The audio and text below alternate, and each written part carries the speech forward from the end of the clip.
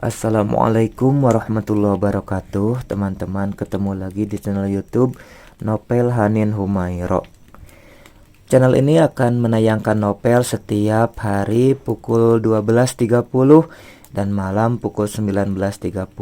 Jadi kepada teman-teman yang belum subscribe, silahkan klik subscribe dan nyalakan loncengnya supaya nanti mendapatkan pemberitahuan saat saya mengupload cerita-ceritanya. Pada episode kali ini kita akan bercerita dari sudut pandang Afgan. Penolakan Rida adalah pukulan telak bagi perasaanku. Jawabannya telah mampu mematah-matahkan kepingan rasa yang susah payah kususun di atas reruntuhan masa lalu.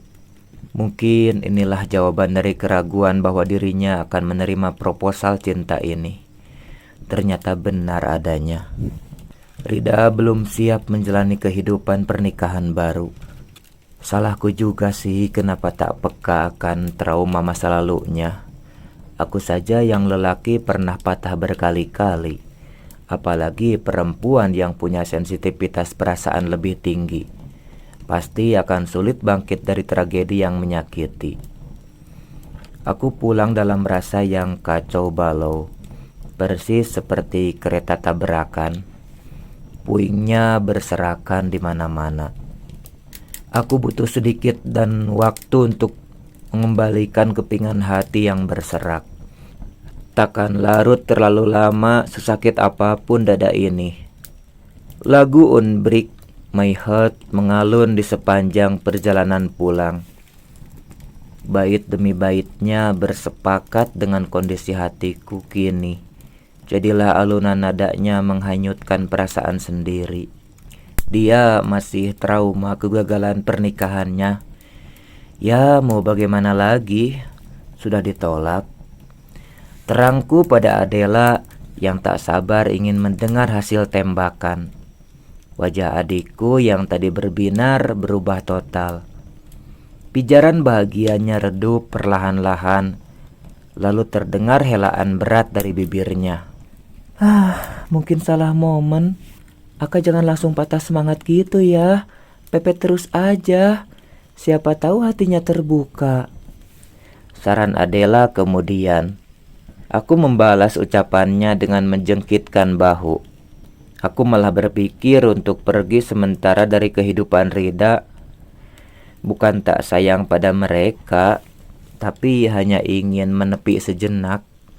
Memberi jeda pada kami untuk berjauhan yang pada akhirnya menautkan rindu. Ya, jika di hatinya ada rasa itu.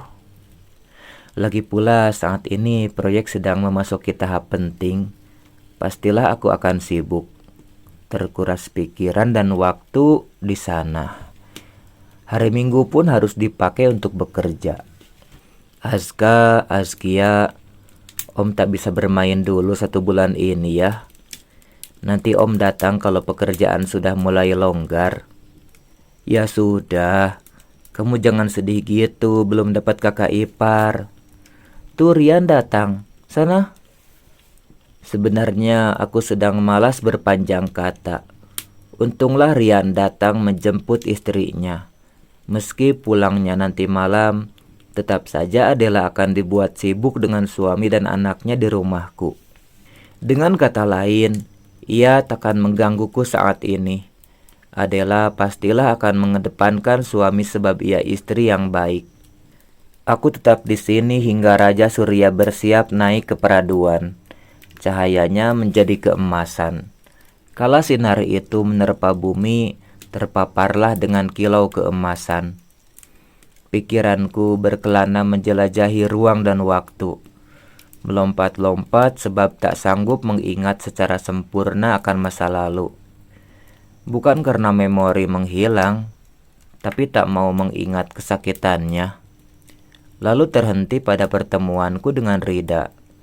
Kukira dia adalah jawaban atas kemudahan di balik kesulitan yang mendera. Nyatanya tak seperti yang dibayangkan. Untuk menaklukkannya butuh perjuangan, Waktu merayap hingga cahaya keemasan itu berubah jingga. Pelan tapi pasti suasana mulai temaram seiring azan maghrib berkumandang. Aku barulah beranjak dari tempat merenungkan sketsa kehidupan. Panggilan untuk menghadapnya telah berkumandang. Saatnya melupakan sejenak masalah agar khusyuk bersujud padanya.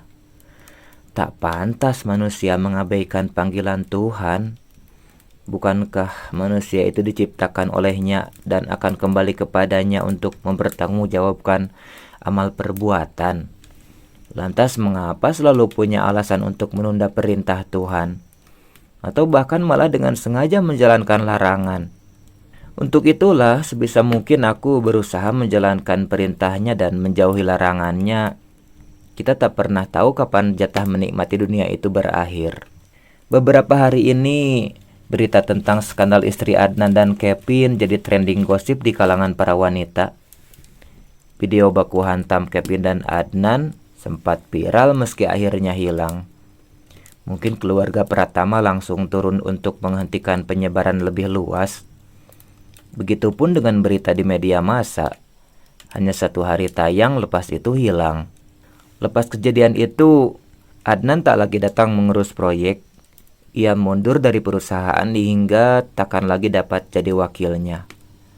Aku sih menyayangkan hal tersebut, sebab kehilangan rekan kerja mumpuni.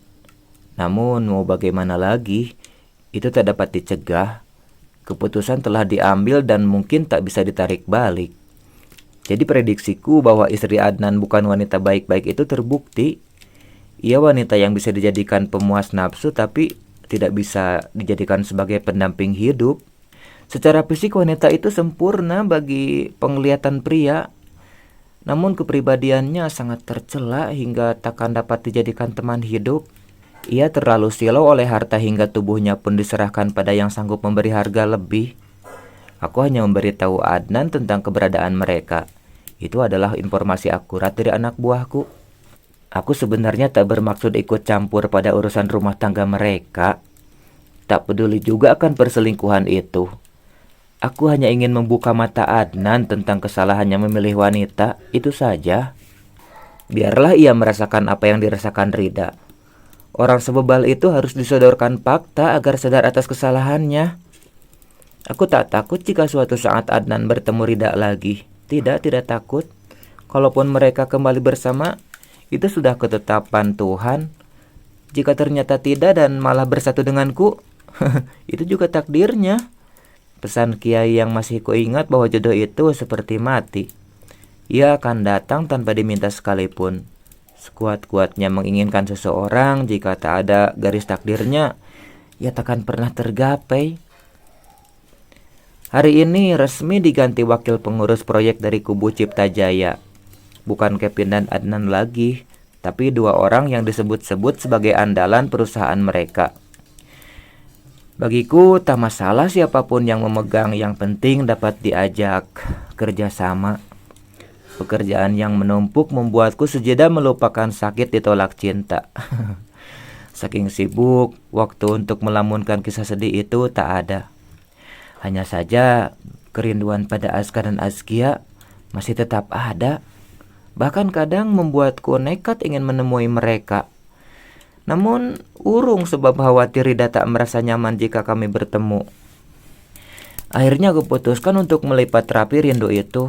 Status kamilah yang mengharuskan begini. Semoga mereka tak sakit sebab sekali lagi kehilangan sosok pria dewasa yang dapat dijadikan pengganti papanya. Hari ini tepat sebulan aku tak menemui Rida. Kupikir menghindarinya akan melepas pelan-pelan rasa yang terlanjur disulam. Nyatanya tidak, Yang terjadi justru aku makin tersiksa.